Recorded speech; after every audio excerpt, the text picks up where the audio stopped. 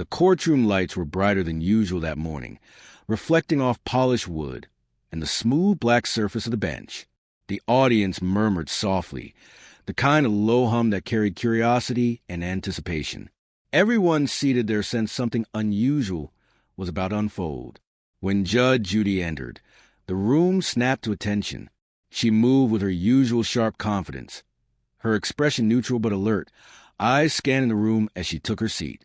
She had seen every kind of behavior imaginable: arrogance, fear, lies, entitlement, but she never assumed anything. Every case started clean.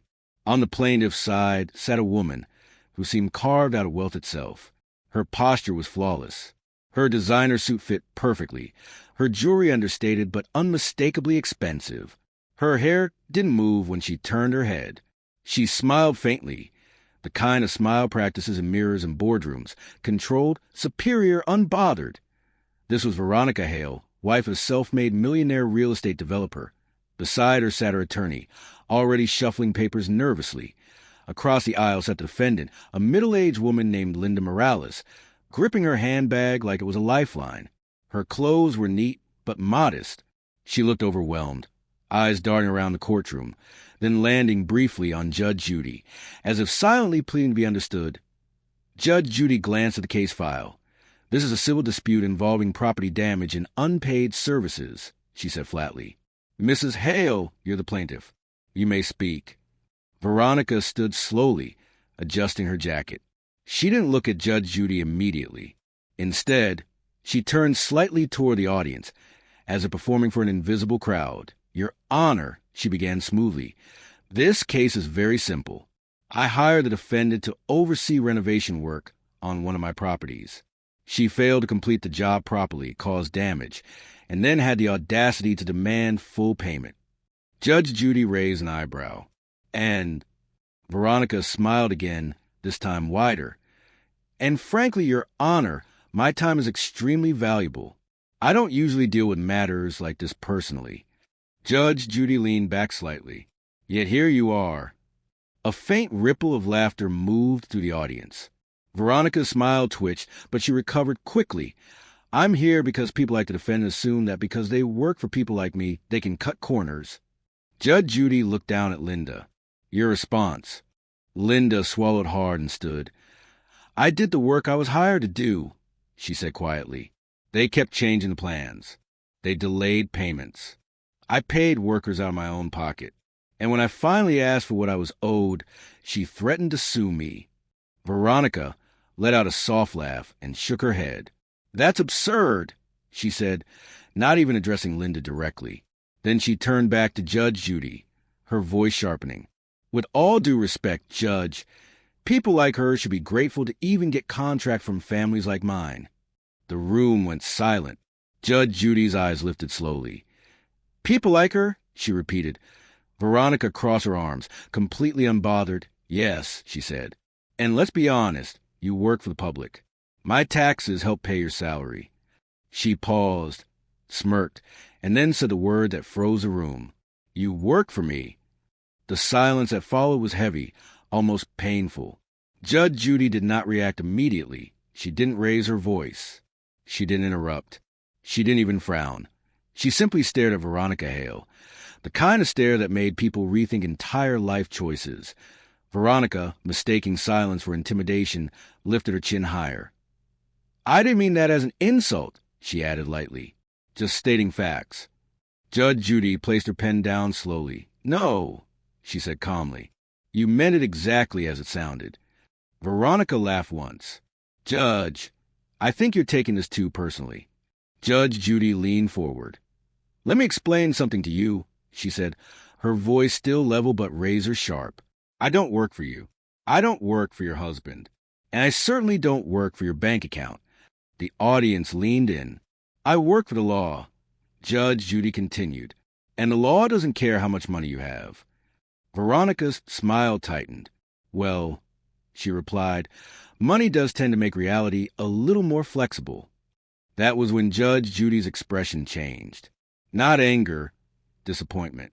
She picked up the file again. "Mrs. Hale," she said, "you're claiming damages. Let's talk about the evidence."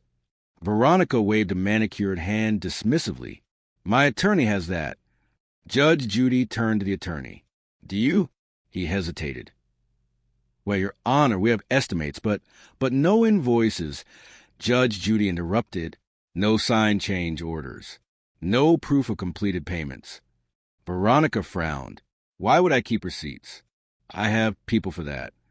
Judge Judy nodded slowly. That attitude, she said, is exactly why you're sitting in this courtroom. Veronica scoffed. Are you seriously siding with her? I'm siding with facts. Judge Judy replied. Linda shifted nervously. Judge Judy turned toward her. You said plans were changed? Yes, Your Honor, Linda said. Multiple times. I brought messages. She handed over a stack of printed emails and texts. Judge Judy read silently. The room stayed quiet. Veronica's confidence began to crack. Judge Judy looked up. These messages show you approved additional work without additional payment. Veronica shrugged. That's business. No, Judge Judy said. That's exploitation. The word landed hard. Veronica straightened. Excuse me. Judge Judy met her gaze. You assume money will protect you from accountability, she said. It won't. Veronica opened her mouth to respond, and Judge Judy raised her hand. Stop talking. Veronica froze, and no one had ever said that to her before. Judge Judy turned back to the file, flipping pages deliberately. Mrs. Hale, she said, your claim includes alleged damage to property. Yes, Veronica snapped. She ruined imported marble. Judge Judy glanced at Linda. Did you? No, Your Honor, Linda replied. That marble was already cracked when we arrived. I documented it. She produced photos with timestamps. Judge Judy examined them carefully. Veronica leaned forward. This is ridiculous. Do you know who my husband is? Judge Judy looked up slowly. No, she said. And I don't care. A quiet gasp spread through the audience. Veronica's voice rose. My husband employs hundreds of people. We donate more money than this entire courtroom earns in a year. Judge Judy nodded. And yet, she said, none of that buys you respect in this room. Veronica's smile was gone now. Her hands clenched. Judge Judy continued. You withheld payment. You demanded unpaid labor. You threatened litigation to intimidate. She looked directly at Veronica. That's not strength. That's cowardice wrapped in wealth. Veronica stood abruptly. This is outrageous. Judge Judy didn't blink.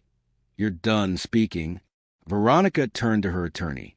Are you just going to sit there? He avoided her eyes. Judge Judy addressed the courtroom. This case isn't about money, she said. It's about arrogance. She turned back to Linda. You kept records. You showed restraint. You did the work. Linda's eyes filled with tears. Judge Judy then looked at Veronica one last time. You walked in here believing everyone worked for you. She paused. And now you're learning the truth. Judge Judy straightened the papers and delivered her ruling. Judgment for the defendant, she said firmly. Mrs. Hale will pay the outstanding balance, plus court costs. The room erupted in murmurs. Veronica stood frozen. Her face had gone pale. You can't be serious, she whispered. Judge Judy met her eyes. Oh, I'm very serious. Veronica tried one last time. This isn't over. Judge Judy leaned back. For you, she said. It is? Linda let out a shaky breath, covering her mouth. Judge Judy addressed her gently. You stood your ground. That matters. Linda nodded, tears falling freely. Veronica gathered her purse in silence, her movement stiff, her head down. The woman who walked into the courtroom believing she owned the world walked out realizing something priceless. Money can open doors, but it cannot command justice.